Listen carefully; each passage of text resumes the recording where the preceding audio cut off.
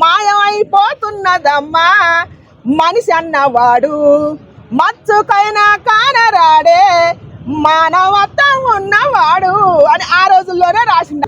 వాడికి అహంకారం బట్టి కళ్ళు నెత్తికెక్కి గురువును కొట్టినోడు రేపు తల్లిదండ్రులు కొడతాడు, సమాజాన్ని పాడు చేస్తాడు. అందుకని అట్లాంటి వాడి గురించి తల్లిదండ్రులు చర్య తీసుకోవాలా, కూలి యాజమాన్యం చర్య తీసుకోవాలా, గవర్నమెంట్ కూడా మనమే చెప్పాలి. మన పిల్లగాడి భవిష్యత్తు బాగుండాలంటే మన చేతులతో తల్లిదండ్రులు మనమే గవర్నమెంట్కి పట్టిస్తే వాడి సరైన భయం పెడతారు. ఈ ఏజ్లోనే ఇప్పుడు పెడితేనే లైన్లోకి వస్తాడు. ఇంకా మళ్ళీ పెరిగి పెద్ద వాడికి ఒక ఏజ్ వచ్చి నాకు పెడితే వాడు ప్రాణానికే ప్రమాదం కానీ వాడు మారడు, వాడి దేశాన్ని పాడు చేస్తాడు. అసలు పిల్లలు ఇలా తయారవడానికి కారణం ఏమంటారు? వాళ్ళే తల్లిదండ్రుల కారణం అని కొంతమంది. ఇప్పుడు కొంతమంది తల్లిదండ్రులు పెంచక సరిగా వాళ్ళ ఇష్టానికి వాళ్ళ స్వార్థానికి కొంతమంది తల్లిదండ్రులు ఉంటారు, కొంతమంది కష్టపడి చదివించే తల్లిదండ్రులు ఉంటారా. ఇప్పుడు ఆ రకం ఉంటారు, ఈ రకం ఉంటారు, రెండు రకాలు ఉంటారు. రెండు రకాలు ఉన్నప్పుడు తల్లిదండ్రులు ఏం కొడుకుని చెడిపోమని చెబుతారా? చెప్పరు కదా. బిడ్డనైనా కానీ కొడుకునైనా కానీ వాళ్ళ భవిష్యత్తు బాగుండాలని చదివించినా కూడా ఏ పని చేపించినా కూడా వాళ్ళ కోసం తల్లిదండ్రులు కష్టపడతారు. కానీ వాళ్ళు ఏం చేయాలా? కన్నందుకు చూస్తారు, చూడకుండా ఎందుకుంటారు? ఇప్పుడు తల్లిదండ్రులు చూడకుండా ఏమంటారు? ఇప్పుడు కష్టపడి లచ్చలు పెట్టి చదివించేది ఏమిటికి? పిల్లల్ని కొంతమంది పిల్లల్ని పట్టించుకుంటారు, భవిష్యత్తు గురించి మాట్లాడతారు. ఇప్పుడు ఒక పొలం పని చేసుకునే వాళ్ళు ఉంటారు, వాడి కోసం 10 రోజులకు ఒకసారి రావాలంటే రాలేరు. అప్పులు చేసి కడుపాయి కట్టుకొని కష్టపడి మట్టి పిసికే వాళ్ళు ఉంటారు. నమ్మకంతో పిల్లలను పంపించినప్పుడు తల్లిదండ్రుల నమ్మకాన్ని నిలబెట్టుకోవాల్సిన బాధ్యత పిల్లలకు కూడా ఉంటుంది. ఎంతసేపు తల్లిదండ్రులు అంటే ఉపయోగం ఏముంటుంది? పిల్లలకు కూడా కొద్దిగా బాధ్యత తీసుకోవాలి కదా. కొంతమంది ఏమో తల్లిదండ్రులు కొంతమంది వాళ్ళ ఇష్టానికి పిల్లల్ని వదిలేసిన వాళ్ళు ఒక రకంగా తయారవుతారు. ఇప్పుడు మనం ఈ స్కూల్ పిల్లగాడి గురించి మాట్లాడాలంటే తల్లిదండ్రుల వైఫల్యం ఏం కానరాట్లేదు. అక్కడ వాడి అహంకారమే కానొస్తుంది. అక్కడ ఏమి తెలిసి తెలియని అర్థం వాడి అహంకారం కానొస్తుంది. ఇప్పుడు వాడి ఏజ్ పెట్టగలేదు. ఇప్పుడు వాడి ఏజ్ పెట్టగలేదు వాడిని అంటానికి. అటుడి కాని వయసు, చిన్న వయసు. ఇప్పుడు తాత స్థానం తండ్రి స్థానంలో ఉన్నాడు ఆయన, పెద్ద ఆయన ఎగిరెగిరి గుద్దిండు. మనం ఏం మాట్లాడాలి దాని గురించి? వాడి భవిష్యత్తు గురించి తల్లిదండ్రులు వెనకేసుకొని రావద్దు. ఇప్పుడు తల్లిదండ్రులు కూడా మాట్లాడి మా పిల్లగాడి తప్పు లేదు ఆయనదే తప్పు అని అంటే తల్లిదండ్రులు మనం నిందియాలి. వాళ్ళు అనలేదు కదా, వాళ్ళు అనలేదు కాబట్టి వాడి భవిష్యత్తు కోసం వాడి ఫ్యూచర్ బాగుండాలంటే వాడికి ఇప్పుడు తల్లిదండ్రులు కూడా వాడికి సపోర్ట్ చేయొద్దు. ఇప్పుడు ఆ స్కూల్ యాజమాన్యానికే సపోర్ట్ చేయాలి. ఇప్పుడు ఆయన గురువును కొట్టినవాడు రేపు మనల్ని కొడతాడు, ఖచ్చితంగా కొడతాడు. గురువును కొట్టినాడు తల్లిదండ్రులు కొడటానికి వాడికి ఎంతసేపు పట్టుద్ది? తల్లిదండ్రులు కొట్టినాడు బయట సమాజాన్ని పాడు చేయడానికి ఎంతసేపు పట్టుద్ది? ఇవాళ ఈ వయసులోనే డ్రగ్స్కి అలవాటు పడ్డాడు, రేపు పెద్ద అయితే ఇంకా ఎంత ఉద్దేశం సృష్టిస్తాడు, ఎంత అరాచకం సృష్టిస్తాడు. అందుకని వాడి గురించి, వాడి భవిష్యత్తు గురించి, బయట సమాజం గురించి కూడా, ఇంకా పక్క వాళ్ళ గురించి కూడా పిల్లలు వాడిని చూసి కొంతమంది నేర్చుకోకుండా, అందుకని వాడి గురించి చర్య తీసుకోవాలి తల్లిదండ్రులు. మా చిన్నప్పుడు టీచర్లను చూస్తేనే భయపడేది. మా హయాంలో ఈ కాలం ఎందుకు భయం లేదు? ఈ కాలం ఎందుకు భయం లేదంటే మీ చిన్నప్పుడు కాదు, మా చిన్నప్పుడు కూడా అవ్వాలని చూసినా కూడా మేము భయపడ్డాం. మరి ఈ కాలంలో తల్లులు చూసినా భయపడతలా, తండ్రులు చూసినా భయపడతలా. ఇంకా గురువులు చూస్తే ఎందుకు భయపడతారు? బలు పట్టు ఎక్కింది, ఆడికి ఎక్కింది. చదువు లేదు, సంస్కారం లేదు, మంచి లేదు, మర్యాద లేదు. చదువు వదిలిపెడతారు, పని బాట వదిలిపెడతారు, బలాదురు దిగుతారు. 13 ఏళ్ల కంచి 14 ఏళ్ల కంచి కోరికలు పడుతున్నాయి అంటే ఎందుకు? వినాశకాలానికి ప్రబుద్ధులే కదా.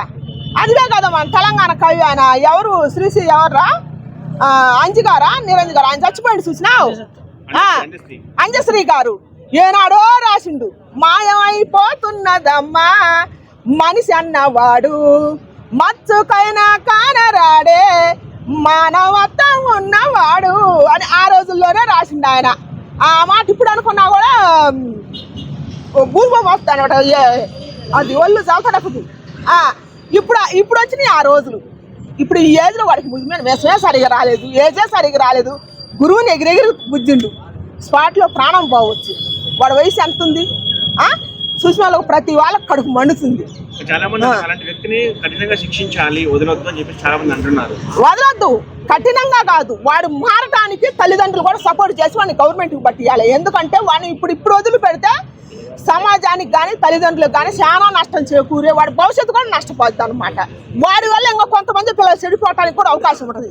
ఇప్పుడు చెడిపోయిన మనిషి పక్కన ఉంటే ఇంకా 4 చెడిపోతాయా? అందుకని నేను చెప్పేది సమాజం మీద ఇప్పుడు కొంతమంది పిల్లల భవిష్యత్తు పాడైపోతుంది, వాళ్ళ భవిష్యత్తు పాడు చేయొద్దు. అందుకని నేను కోరుకుంటున్నాను. అలాంటి పిల్లల తల్లిదండ్రులకు మీరేం చెప్తారు? అలాంటి మైండ్ సెట్ ఉన్న పిల్లల తల్లిదండ్రులకి మీరేం చెప్తారు? తల్లిదండ్రులు పిల్లల్ని వెనకేసుకొని రావద్దు. మన కొడుకు బాగుండాలా, మన పిల్లగాడి భవిష్యత్తు బాగుండాలా, వాడిని చూసి ఇంకో కొంతమంది నేర్చుకోవాలి కానీ చెడిపోవద్దు. మన సమాజానికి వాడు మేలు చేయకపోయినా లేదు కానీ కీడు చేయొద్దు అని ఉద్దేశం ఉంటే తల్లిదండ్రులు కొడుకు భయం చెప్పుకోవాలా. వాడి వల్ల సమాజానికి నష్టం జరగకూడదు, కన్న వాళ్ళకి నష్టం జరగకూడదు. అందుకని వాళ్ళ కలింగాలేదనుకో గవర్నమెంట్కి పట్టియాలి. గవర్నమెంట్కి పట్టితే వాడు ఖచ్చితంగా బాగుపడుతుంది, వాడి భవిష్యత్తు బాగుంటుంది. ఇప్పుడు ఈ వయసులో వీడికి తెలియదు అటు ఇటు కాని వయసు కదా. ఒక వయసు వచ్చి నాకు మారే వాళ్ళు చాలా మంది ఉండరు. అందుకని దయచేసి తల్లిదండ్రులు సపోర్ట్ చేసి వాళ్ళ చేతులతో వాళ్ళే గవర్నమెంట్కి పట్టియాలి. టీచర్లు ఒక దెబ్బ కొడితేనే తల్లిదండ్రులు పేరెంట్స్ పోలీస్ కేసులు కడుతున్నారు. అవును, ఉపాధ్యాయుల మీద. అవును, కొడితేనే కదా చదువు వచ్చేది.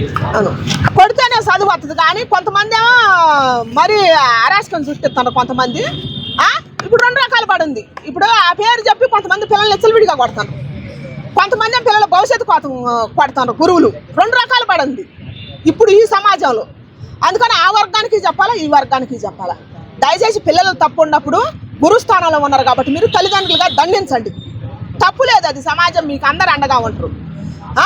మళ్ళీ మీరు తప్పు చేసి పిల్లల మీద మీరు సై చేసుకోకూడదు. అప్పుడు గురువులు తప్పు చేసినప్పుడు విద్యార్థులు తిరగబడ్డా తప్పు లేదు. ఎందుకంటే గురుస్థానంలో ఉండి విద్యార్థులను ఏదిస్తే ఎవరు కూడా తల్లిదండ్రులు ఊకోరు, విద్యార్థులు ఊకోరు. అందుకని 2 రకాలుగా భవిష్యత్తు ఆలోచించాలి. వాళ్ళ భవిష్యత్తు ఆలోచించాలి, వీళ్ళ భవిష్యత్తు ఆలోచించాలి. ఇదివరకు గురువులు అంటే తల్లిదండ్రులు సమానం. ఇప్పుడు కదా తల్లిదండ్రుల తర్వాత గురువే కాబట్టి ఇప్పుడు అట్ట లేదు. తల్లిదండ్రులని లెక్క చేయట్లే, గురువుల్ని లెక్క చేయట్లే. గురువులు కూడా వాళ్ళ స్థానంలో వాళ్ళు ఉంటారు కొంతమంది. అందుకని దీన్ని బట్టి 3 వర్గాలు పడ చెడిపోతున్నారు. కాబట్టి ముగ్గురు ఎవరు బాధ్యత వాళ్ళు నిర్వర్తించట్లా. తల్లిదండ్రులు ఉన్న బాధ్యత కొంతమంది తల్లిదండ్రులు వాళ్ళ బాధ్యత వాళ్ళు చేయటం లేదు. గురువు స్థానంలో ఉండాలి, వాళ్ళ బాధ్యత వాళ్ళు కొంతమంది చేయటం లేదు. ఇప్పుడు స్టూడెంట్ స్థానంలో ఉండాలి కూడా కొంతమంది వాళ్ళ బాధ్యత వాళ్ళు చేయట్లేదు. ఇప్పుడు 3 రకాలు పడి ఉంటారు. కాబట్టి ఈ ముగ్గురు మారాలి. మారితే అందరి భవిష్యత్తు బాగుంటుంది. ఎందుకన్నా ప్రభుత్వ స్కూల్లో ఏ విధంగా తయారవుతున్నారు? ఏ స్కూల్లోనే తయారైతుంది, ప్రభుత్వ స్కూల్లోనే కాదు, ప్రైవేట్ స్కూళ్ళల్లో కూడా జరుగుతుంది అట్నే. దీనికి వీళ్ళు ఎడిక్ట్ అయిపోయారు. వీళ్ళు ఎడిక్ట్ అయిపోయి దాన్ని అధరోగించలేకపోతున్నారు. ఉపాధ్యాయులు కుట్టే స్థితిలో ఉన్నారంటే, ఈరోజు ఒక స్టూడెంట్ ఉపాధ్యాయుడిని కుట్టే స్థితిలో ఉన్నారంటే అసలు మన తెలుగు రాష్ట్రాలు ఏ స్థాయిలో ఉన్నాయో కూడా మనం ఆలోచించుకోవాలి. ఇంతకుముందు చూసుకుంటే అసలు స్కూల్ సార్ని కానీ టీచర్ని కానీ చూస్తే అసలు 1 కిలోమీటర్ దూరం పారిపోతుండే. ఒకప్పుడు సైకిల్ ఉండేదండి. ఒక ఉపాధ్యాయు అనే వ్యక్తికి సైకిల్ ఉంటే బెల్లు కొడితే గజగజ వణికిపోయి కింద నేను పాఠశాలలోకి వెళ్ళిపోయి చేరే పరిస్థితి. ఇప్పుడు అలాంటిది ఉపాధ్యాయుని కుట్టే పరిస్థితిలో ఉంటుంటే మన ప్రభుత్వం ఏ స్థితిలో ఉందో, తెలుగు రాష్ట్రాల్లో ఏ పరిస్థితి ఉందో కూడా మనం గమనించుకోవాలి. బుద్ధి చెప్పాలంటే ఇమ్మీడియట్గా వాళ్ళకి జైలు శిక్ష ఇవ్వడం కానీ, వాళ్ళకి అంటే వాళ్ళని కూడా ఒకసారిగా మరణ శిక్ష చేయమని చెప్పి మనం కోరుకోవట్లేదు. వాళ్ళకి ఒకసారి శిక్ష ఇస్తే ఒకరిని చూసి ఒకరిని నేర్చుకుంటాడు. వాళ్ళేం ఉగ్రవాదులు కాదు. మన రాష్ట్రాల్లో ఉన్నటువంటి అలవాట్లకి దగ్గరైపోయారు. వాళ్ళు ఎడిక్ట్ అయిపోయారు. గంజాయి, మద్యం వీటికి ఎడిక్ట్ అయిపోయారు. వీటి నుంచి మనం ఒక అన్ఎక్స్పెక్టెడ్గా మనం దూరం చేయలేం కదా, దూరం చేయలేం. కానీ వాళ్ళకి ఒక శిక్ష అనేది వెయ్యాలి. ఒక ఉపాధ్యాయుడిని అంత డైరెక్ట్గా వచ్చి క్లాస్ రూమ్లో కొట్టాడంటే ఎంత దుర్భాగ్యమైన స్థితి ఇది.